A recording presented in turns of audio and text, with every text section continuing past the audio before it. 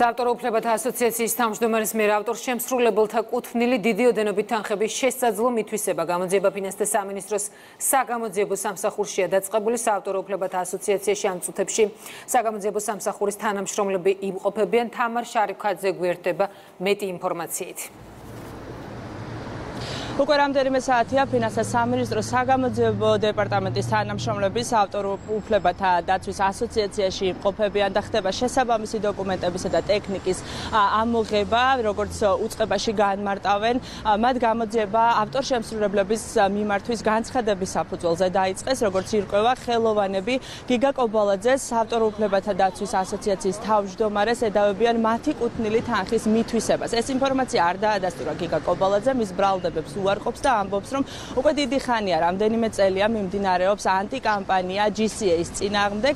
ამბობს იმას, რომ მას ჰქონდა ინფორმაცია იმასთან დაკავშირებით, რომ დღეს მასთან ჩატარდებოდა ფინანსთა სამინისტროს საგამოძიებო მოქმედებები და რა თქმა უნდა ჩვენ მას დაუსვით კითხვა, ხომ არ უკავშირდება გამოძიება იმ 2023 წლის აუდიტის დასკვნებს, რომელიც ერთის მხრივ საქ პატენტმა ჩაატარა, მეორეს მხრივ კი ეს აუდიტი ჩატარდა თავად გიგა კობალაძის დაკვეთით, საიდანაც ირკვეოდა, რომ გიგა კობალაძეს რამდენიმე წლის განმავლობაში ჰქონდა დავალიანება ხელოვანების მიმართ და ამ დავალიანებამ ჯამში 14 მილიონი შეადგინა.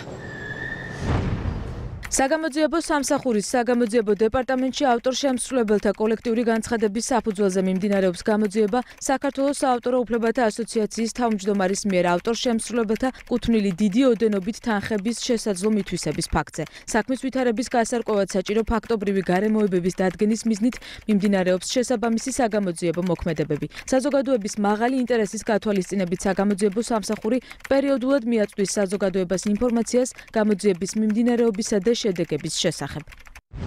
ამოიღეს ყველაფერი, დოკუმენტაცია, კომპიუტერები და აღძრულია საქმე რაღაც განცხადების საფუძველზე, რომელიც ზაფხულში შეიტანეს პროკურატურაში და მერე ფინანსურ პოლიციაში. ეს იმ აუდიტის შედეგებს ხო არ ეხება, რომელიც ჩვენ ნახეთ ზაფხულში?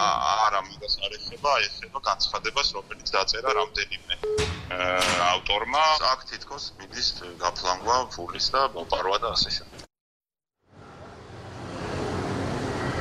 მიითვისა თუ არა ასოციაციის თავმჯდომარემ გიგა კობალაძემ ხელოვანების თანხები, ამას უკვე გამოძიება დაადგენს. მე მაყურებელს შევახსენებ, რომ ამ ბრალდებას ხელოვანები გიგა კობალაძის მისამართით უკვე წლებია აჟღერებენ და როგორც ისინი ამბობენ, გიგა კობალაძე მათ კუთვნილ ჰონორარებს არ უხდიდა, ასევე ჩატარდა აუდიტის დასკვნა, რომელიდანაც დაადგინდა, რომ გიგა კობალაძეს წლების განმავლობაში 14 მილიონამდე ჰქონდა დააგროვილი ეს გადასახადები, თუმცა მიზეზად თუ რატომ არ იხდიდა გიგა კობალაძე ამ გადასახადს, მაშინ ის აცხადებდა, რომ ეს უკავშირდებოდა COVID პანდემიას და შეჩერებულ აქტივობებს, თუმცა სწორედ ამ დროს აუდიტის დასკვნაში გაირკვა ის, რომ სწორედ ამ დროს გიგა კობალაძე იმყოფებოდა ლონდონში და ამ თანხებით ჰქონდა დაფინანსებული საკუთარი სწავლა-განათლება, ასევე შეძენილი ჰქონდა მას ძვირადღირებული ავტომობილი.